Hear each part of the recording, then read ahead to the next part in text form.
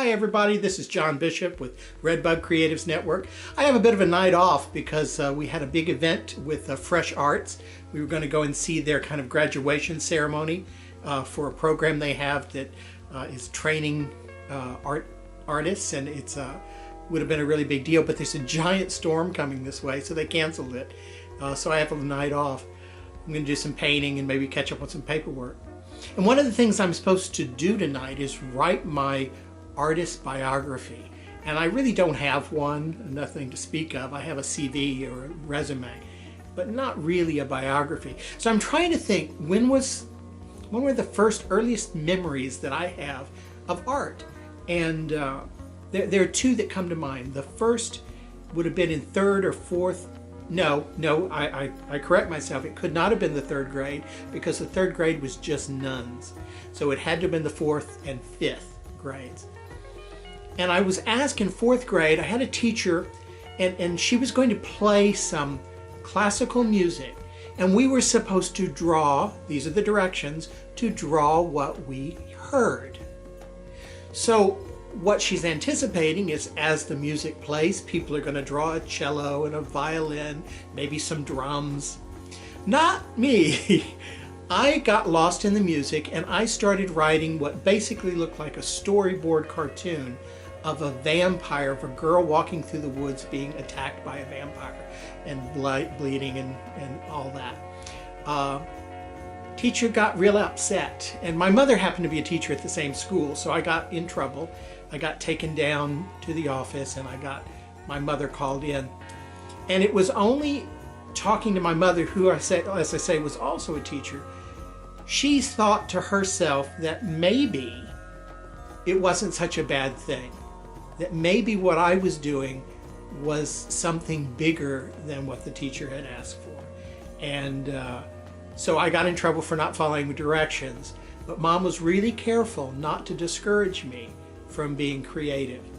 And the second thing, I guess, was the next year I changed schools, and we were to do some sort of project with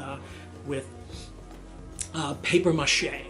And so we were just given, so make whatever you want.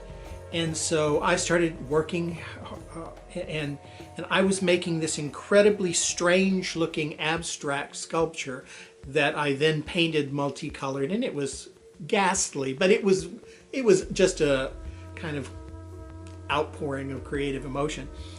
And of course, then when I saw what everybody else was doing, they make a little house, they made a little cat, they made a little horsey, and I felt really weird because mine was completely different.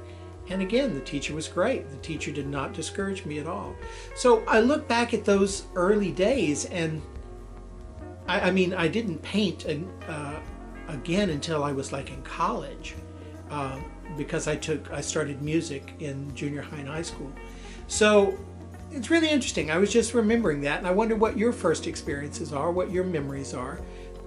I look at them as being fairly formative.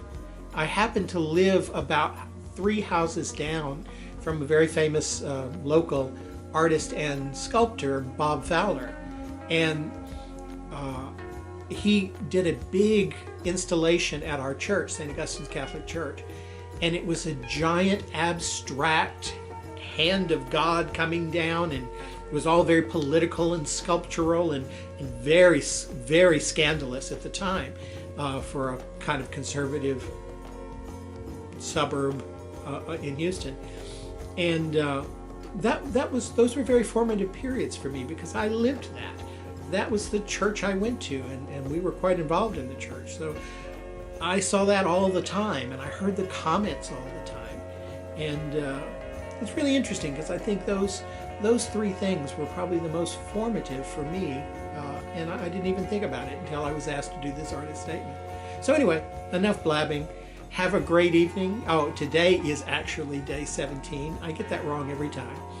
So here's the artwork I've been working on today, and I'm going to do something for tomorrow. I'm going to get a head start. So have a great time, and I will talk to you tomorrow.